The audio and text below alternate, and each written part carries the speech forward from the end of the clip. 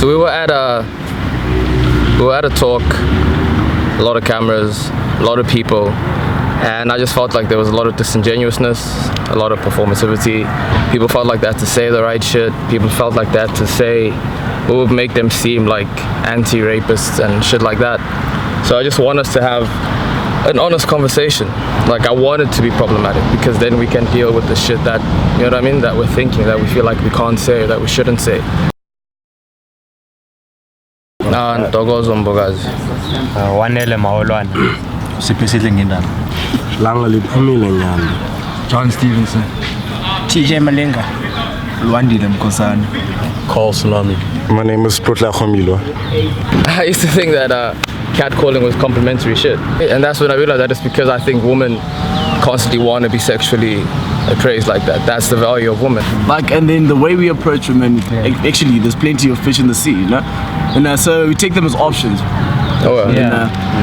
Men at Rhodes, I think, to put it bluntly, they value women in their role of sex, like literally sex objects. That's all they're valuable for. From like fucking 10 years old, 9 years old, it's been like sex. You gotta get it, you gotta get it, you gotta get it. You know what I mean? Even when you're with the girl and you spend the night with her, hang out with her, and you don't hit it, your homies will ride you for that, man. I actually want clarification on if both of us went home drunk. We have these sexual interactions and then she says you raped me. Yeah. If two oaks get into an argument drunk and one dies, one person's dead, that's murder. It's a criminal offense. But you've also had super drunk sex and there was no regret, there was no you raped me. Yeah. You know what I mean? If the girl feels she was raped, do you know what I mean? Then there's the issue. Yeah, but how do you prevent that, Ted? People will wake up together after being sober and go at it again. And then after they've gone at it again, they still then cry that I've been raped. You're doing the deed, huh? Baby girl turns around and is like, no, grand. She didn't say no. She didn't say stop. She just chooses that, yeah, no, open. It's like, she's okay. Like, she's came or whatever. She's sorted. And say for instance a guy tunes, okay, is that stage where he said that and after? Could be is that rape? seconds. She wants to be done, then at that point you're supposed to stop. Even if it's mid-intercourse, and you're getting it in, you're both having a great time, but then all of a sudden she's like, you know what, I don't feel this anymore. Then I feel like after that, then you're in very, very like, not even murky waters, you're in the wrong waters. Yeah. Unless she says yes, in your mind it should be no. Naming that list, it was basically the start of a witch hunt, and it got to that level because of how the university dealt with this, because of how the authorities deal with this, and they don't deal with this the proper way.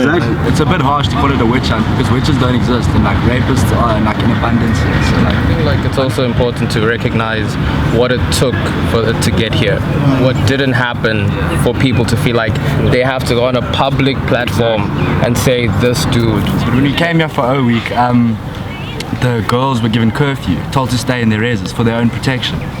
And like that's. But there's no talk to the guys aren't told to stay in their reses and like not to rape. You know what I mean? Why? How hectic is the rape culture that women literally need to be locked away? There's a punitive system. Seriously, that's like, yo, don't get raped. The fact that the alleged at Rhodes University are taken to a safe house and the victims protesting are arrested. Yeah, that's kind of fucked up.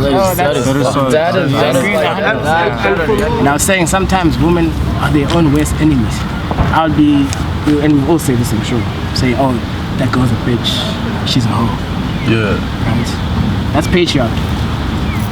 But at the same time, I walk around campus and I hear countless amount of girls saying the same thing to a girl. I know a ton of guys and a ton of people still say and like don't want to say because it's incredibly rape culture-y, right? It's to be like, sometimes negation is not no, but you can tell from someone if they want to have sex with you. I think that's a fair statement to make.